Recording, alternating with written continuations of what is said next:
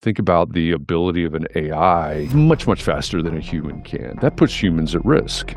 Clients or customers start to realize that things get easier or faster. They start to question, oh, why do I pay you so much? What would you never trust it with?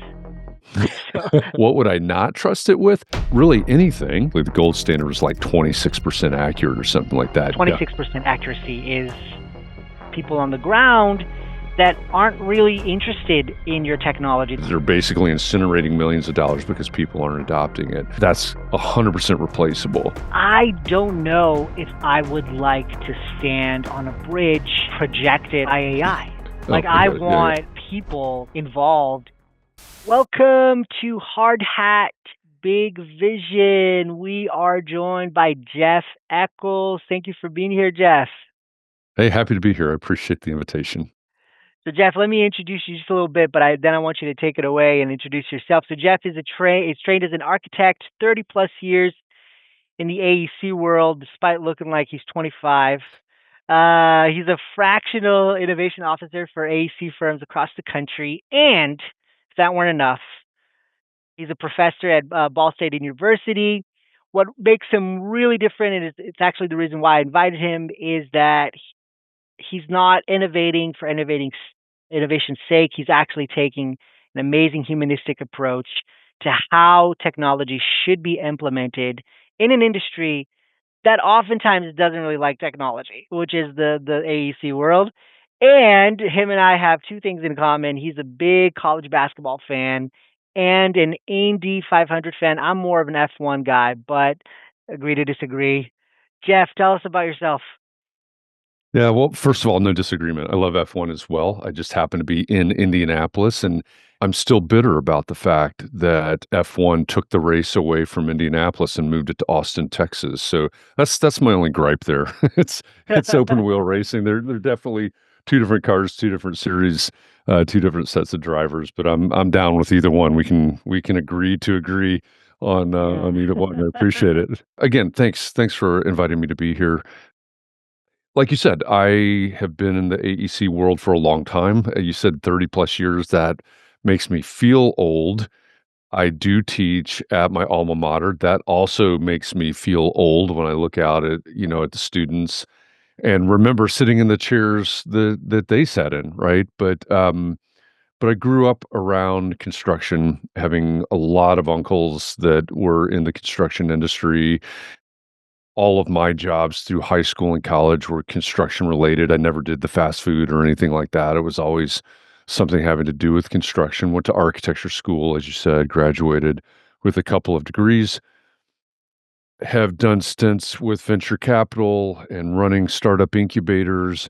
And now I find myself today really focused on the future of the profession or the future of the industry, if we think about it more broadly. And, what does that look like? And that really, in this iteration, means innovation. And as you said, what makes my view of innovation different, whether it's I'm working with an architecture firm or an engineering firm, construction firm, all I've got clients in all of those sectors. It's not so much technology for technology's sake. There's plenty of talk of tech out there. I've worked in that VC world where we're going to invest in tech. We're going to invest in tech.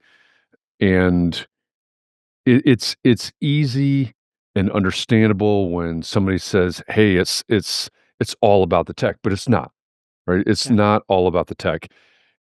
A construction firm, maybe speaking specifically to your audience, your competitors have the same access to the same tech that you do. Your competitors can build the same tech that you can build. So the tech is never going to be the value proposition. It's never going to be your unique value proposition.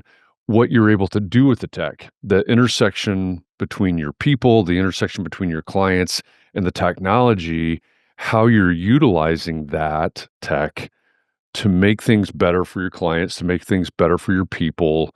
I often talk about this idea of culture of growth, which is a focus on the growth of your people, the growth of your organization, the growth of your clients, which is different than a lot of people think about it or talk about it. But that intersection, right, the tech and the humanity, that's where the value proposition is. That is that's where you can leverage the technology. It's not just about the tech. You can't say, hey, if they can't get on board with the tech, we need to get rid of them. It doesn't work, right? We don't have that workforce. We need to meet them where they are, bring them up through the technology, and figure out how to leverage AI, robotics, automation, whatever it is, in a way that serves our people, that serves our organization, that serves our clients or our customers. Amazing, amazing. Yeah, and we had a kind of a practice call before coming on here. Ended up being a master class for me, and something that we talked about, and I just wanted you to mention again is that there's a lot of hype and there's a lot of reality in this world. And Mhm. so, if companies are going after hype, they're just gonna throw money in an incinerator because there Yeah. needs to be an adoption. And a lot of the times, specifically in the AEC industry, not everybody is adopting every single new tool or technology out there. So I'd love to get your opinion on hype versus reality in the construction world. What have you been seeing? Yeah, those are really excellent points. I mean, I started several years ago. I started and facilitated mastermind groups for heads of innovation, heads of construction technology, and the theme, the number one thing that we hear all the time is, do we build it? Do we buy it? Do we partner? So, in terms of tech, do we build this thing in house? Do we partner with a startup? Do we buy a product? Right, and one of the things that we see a lot is across organizations is someone popping up and saying, "Hey, I need a tool for this, either build it or buy it or something like this." And the reality is many times, hey, we already have a tool in-house that we're using, right? Maybe our Denver office is using this and you're in Phoenix and you're not aware that the Denver office has it or something like that, right? And so that's a problem, right? Understanding the tech that we have. But then the other problem becomes, do we really need it? Right? Yeah, There's plenty of people in the startup world. Every startup founder believes that their product is the next best thing, right? And so, oh, you should get rid of that Excel spreadsheet that you've been using for 20 years and buy our new product. Maybe, right? yeah, There's some likelihood there, certainly. yeah, But to your point, to your question, if you've got this shiny new object that is meant to replace the spreadsheet that's been working, that's been used for 20 years or whatever it is, and hopefully that's an exaggeration, but the question really becomes, can you get the people to adopt that? That was the word you used. Can you get the people to adopt that? And one of the things that I've found in the mastermind groups and having conversations with these folks and in the events that I've hosted over the years, talking about innovation, is that the adoption, right? The adoption is a huge problem. I was talking with a head of innovation in a large engineering firm that has spent millions of dollars, right? We're talking about thousands of employees, right? They've spent millions yeah, of dollars on certain tech. And his comment was, one, that we have a lack of growth mindset in our firm, which maybe that says that our people, hey, they just want to use their Excel yeah. spreadsheet. But then Sure. the next thing is we're having trouble getting people to adopt this technology. So they're spending millions of dollars. Like you said, they're basically incinerating millions of dollars because people aren't adopting it. And so I think it's a firm by firm and organization by organization question about what's out there, what we need, what's good, what's not. But generally what we see falls in, especially in construction, probably falls into, say, one of 4 buckets. We've got, like, scheduling, project management, we've got, computer vision, we've got digital twins maybe, and there's it's Yeah. debatable if that's an actual real thing, and then we've got resource management, which also I think ties into the second bucket that I mentioned, depending on which side of the table that you're on, but there's innovation happening coming out of all 4 of those buckets, and I think realistically, the question is, okay, this stuff is out there, robotics is out there, automation is out there, digital twins theoretically are out there. Do we actually need them? Can we get our people to adopt them? Does this move us forward in a way that makes our clients' lives better? Because if it does, Our clients are happy about that. Our clients wanna pay us for that. If it doesn't, it's a nice to have, maybe it's an expected, maybe it's table stakes, maybe it's commoditization, right? Maybe it's a commodity play rather than a Yeah. value generation play. Yeah, definitely. I think there's a huge thing in corporate America is that a lot of the times decision makers with purchasing power, they feel like this next tool, this next Mhm. piece of software is going to solve Yeah. the problem in the company, and it's just wrong diagnosis. Maybe Mm, that's not sure. the actual problem. Yeah, Right. and especially in construction where so much of what you do impacts the people on the ground that aren't really interested in your technology. They just want to install the pipes and the wires and go home. And it's just people Yeah. that aren't interested in all of these things. And so what we've seen is a lot of project managers, people making big decisions, thinking that it's going to solve all of their problems. But then at the end of the day, the guy on the ground still needs accurate shop drawings and like that. It is just it's doing the basics really well. I would love to hear like the good and bad. So where have you seen technology being used very well? Where's the low hanging fruit? Mhm. And where are the things that you still need human judgment, field experience, relationships? Like where have you seen those two? Yeah, I think I think the answer is everywhere, actually. Um, the good and the bad, right? We've got a lot of hype out there around computer vision, et cetera, and in robotics as well. One of the things I think that people forget about is if we're gonna use computer vision, and there's some great tools out there, but if we're gonna use computer vision for inspections, for, construction tracking, things like that, fantastic, right? We can have drones, we can have cameras, we can have sensors, we can have all of these things. Yeah, At the end of the day, we still need, right? Fantastic. We can have safety protocols, right? There's a day and an age where and I years and years and years ago, I worked on a project, um, where, we were inspecting and reporting on all the covered bridges in the state of Kentucky. yeah, Fun little project.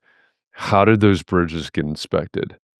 They got inspected by people literally strapping themselves to the bridges, climbing all over them, over, under, the whole thing, like humans crawling over these bridges to inspect, and of course, in this case, mainly wood or and stone foundations. But it's humans doing that. That puts humans at risk. So when we have technology that can, through a drone, like I said, drones, cameras, other sensors that can quote unquote inspect this bridge, that's fantastic, right? It's safer for the humans, and it still requires the qualified engineer, in this particular case, the qualified engineer to be able to look at the data that's been collected. Now, the best computer vision softwares, platforms that are out there are helping to aggregate that data and make sense of that data so that an engineer can look, oh, here's a check, here's a crack, here's a whatever, a deflection, and say, based on my experience, based on my knowledge, based on my expertise, what do I know about this? What's how do I diagnose this, right? And then what do I prescribe for this? So you've got the data piece of it, you've got the technology piece of it, but you still need, right? You still need the human, you still need the doctor, the engineer for that particular bridge. So I think we can't lose track of that. And I think there's another distinction too, where we can focus a lot on efficiency. Efficiency is good, right? We can find margin at efficiency. We can get better at producing reports, at filing for permits, at all of these rote things that we have to do day after day after day on construction projects that last a year, 2 years or more, something like that, right? And so we can shrink that timeline. That's fantastic. Efficiency is good. However, efficiency is also commodity, right? When our clients, our customers start to realize that things get easier or faster, they start to question, oh, why do I pay you so much? Now, maybe on the construction side, that's a little bit different, right? You can have bonuses for early completion. You can reduce the amount that's lost in interest carry and things like that. So efficiency can be a bonus there, certainly. But on the Yeah. other side of it, what are these things allowing us to do in terms of value creation? Not just save, but creation, and that's the real key. Yeah, yeah. I feel like sometimes I am an old man living like that was teleported to this new world because I don't know if I would like to stand on a bridge projected or designed Yeah. by AI. Like Oh, I get it. Yeah, yeah. I want an architect and a civil engineer. I want people involved in building that bridge. I don't want to drive across it if it was fully made by an artificial brain. And I don't know, maybe I'm in the wrong century, but I love the fact that technology can come and increase efficiency, but we still need that human judgment for it, Th for sure. Think about it. I think really still today, the most valuable way to think about it is knowledge or experience or talent amplification. How can I use this tool to amplify what this engineer knows? Yeah. And what does that look like? I mean, I think that's still really where we are. Improving what the human does, not replacing it. Yeah, yeah. There there Yeah. there are there are definitely situations, right? If you do something Yeah. that is completely repetitive and has no creative thinking, no design thinking, no critical thinking to it, that's 100% replaceable. But if you bring thought leadership, experience, knowledge, expertise, those types of things, you're not ripe for being replaced yet. I definitely agree. Let me ask you a couple of fun questions more towards the construction world. So, Yep. if an AI could think like a superintendent, what would change Okay. on a job site? I think if an AI could think like a superintendent, things that would change would probably be, and so in my past, I was involved in two different startups where, from the architecture side, where we did design, build, and develop. So it was, design build essentially. And I ran the construction side of both of those startups. What the thinking many, many times about scheduling and phasing of construction is very linear. We've got to get this permit, we've got to move dirt, we've got to get this trade on site, that trade, you get the demolition done, all of these things. We think very linearly. However, if an AI came in and started to really look at scheduling, staging, et cetera, I suspect, and they're, running startup incubator. I've seen different startups that are working on this. You're going to see a less linear process. You're going to see some out. I mean, it's kind of weird to say because you say outside the box, but it's like AI is in the box. But you're going to see some outside of the box thinking in terms of the way things are scheduled and phased. I think that's going to be a big thing. And I think depending on the purpose, the design of the AI, I think you're going to see a lot of really good focus on efficiency, yes, but back to what I was saying before, safety. I think that's one of the biggest opportunities in construction right now. We've got labor force, which is a problem and getting worse. And we've got safety, which is a huge problem. Construction is inherently very, very dangerous. How do we make it safer for human beings? And so I think AIs would change the game in terms of how we schedule and how we keep job sites safe. I love that. So that's where it comes in, safety and scheduling. And what would you never trust it with? So the opposite side. What would you be like, "No, I'm not trusting that." Yeah, yeah. Yeah. I don't know. That's kind of hard to say, right? I mean, we need to be checking in everything. I was reading an article last week that was talking about sort of the gold standard of accuracy in the deep search versions of Chat and Gemini and other, and if I remember the number correctly, the gold standard was like 26% accurate or something like that. And you think about that, it's like depending on what you're doing, right? How far out on a limb are you going?